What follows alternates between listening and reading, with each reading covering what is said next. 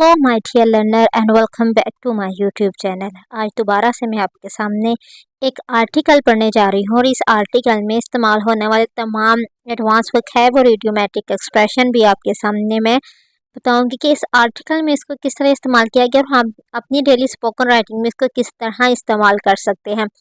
आज मैं कवर करूँगी lamented, erratic weather, week hawk end heading toward. इन सब को आज के आर्टिकल में मैं कवर करने जा रही हूँ, लेकिन सबसे पहले पढ़ते हैं इसकी हेडिंग।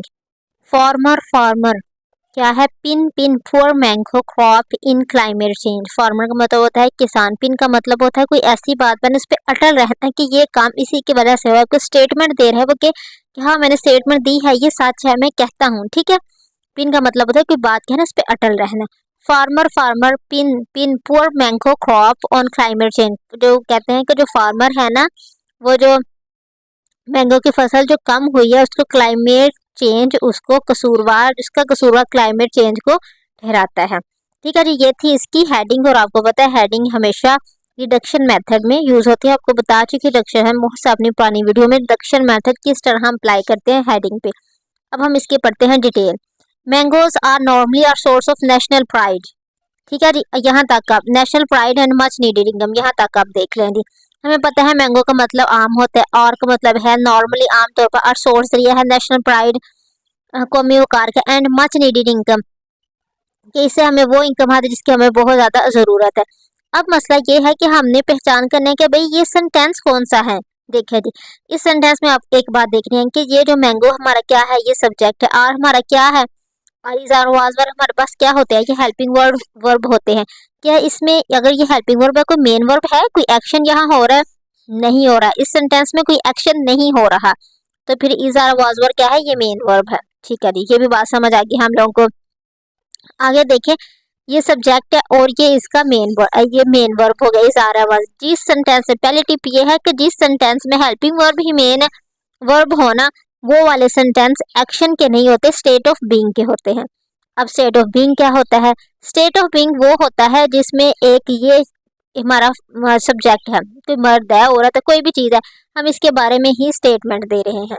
हम लोग कह रहे हैं कि वो अच्छा है, वो बुरा है, वो मोटा है, वो काला है, तो यहाँ हम क्या है, हमारा सब्जेक्ट है, ये मैंगोज है, हम इनके बारे में क्या कर रहे हैं, स्टेटमेंट दे रहे हैं कि जो मैंगो है हमारे मुल्की वकार का जरिया है। इसमें मैंगो के काम तो नहीं कर रहा है, उसके बारे में हम स्टेटमेंट दे रहे हैं, उसके बारे में हम एक्स्ट्रा इन्फॉर्मेशन दे रहे हैं कि जो मैंगो है वो मुल्की वकार का जरिया है। तो ये वाला सेंटेंस क्या हो गया, स्टेट ऑफ बीइंग का।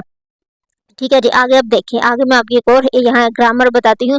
But farmer are blaming climate change for parasite and extreme weather ruining much of this season crop. देखें जी, लेकिन फार्मर आर हैं ब्लेमिंग, ये देखें फार्मर सब्जेक्ट हो गया, आर हेल्पिंग वर्ब, क्योंकि यहाँ एक मेन वर्ब है। यहाँ काम क्या कर रहा है, सब्जेक्ट काम कर रहा है इल्जाम देने का। ठीक है जी, यहाँ जो फार्मर है आर ब्लेमिंग, वो इल्जाम दे रहे हैं क्लाइमेट चेंज को फॉर पैरासाइट के लिए, एंड एक्सट्रीम वेदर, जो एक्सट्रीम वेदर है वो दो ब्लेम कर रहे हैं। फार्मर क्या काम कर रहे हैं, वो ब्लेम कर रहे हैं, यहाँ वो एक्शन कर रहे हैं।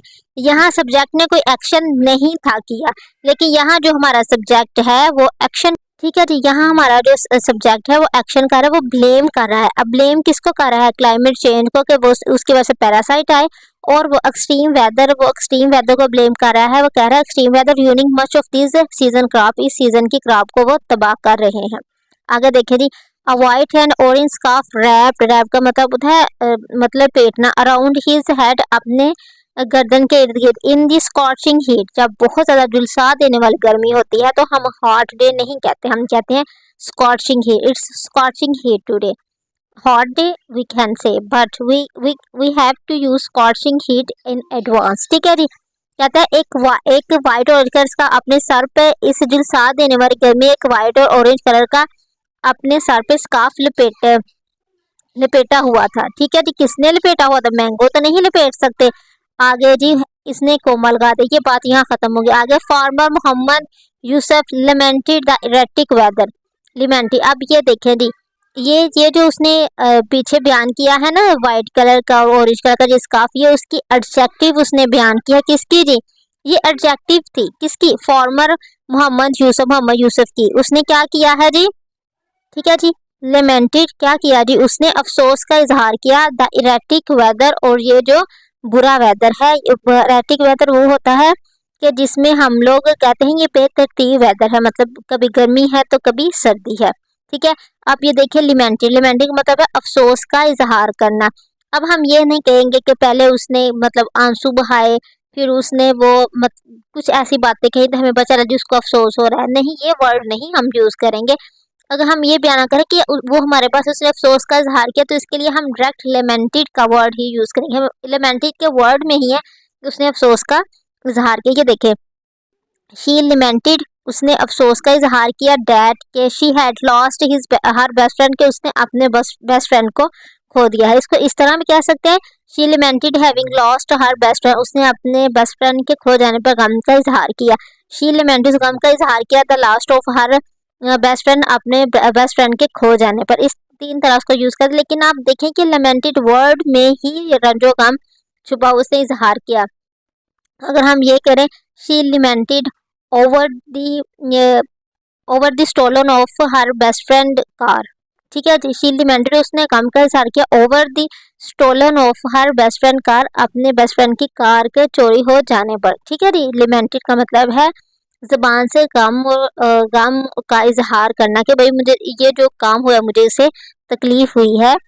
ठीक है जी, आई होप कि आपको इस वर्ड की अच्छी तरह समझ आ गई होगी। अभी देखिए जब क्या, an abnormally longer winter was followed by wettest April इंडिके, कहते हैं जी इस दफा जो विंटर था वो एबनॉर्मल था, मतलब विंटर खत्म हो जाता है हमारे यहाँ मार्च में, लेकिन जो अप्रैल था ना, इंडिकेट सदी का जो इस सदी में जो अप्रैल का मंथ था वो वेटेस्ट था, मतलब तब भी बारिशें हो रही थी और हमें ठंड महसूस हो रही थी, इस वजह से विंटर को उसने एबनॉर्मल विंटर का, कितने खूबसूरत, abnormally long winter was followed by the wettest April indicate, कितनी खूबसूरत उसने राइटिंग में उसने लिख दिया है, एक्सप्लेन कर दिया है कि अप्रैल में भी इस साल जो ठंड थी। ठीक है, while the country is now, कहते तब ठंड थी, अब क्या हो रहा है, while the country is now experiencing, वो एक्सपीरियंस कर रहे हैं इन हीट वे का with temperature heating up to 52 degree Celsius, कहते हीट वेव वो देख रही है जबकि टेम्परेचर है वो 52 डिग्री सेंटीग्रेड को टच कर रहा है, वहां तक पहुंच रहा है।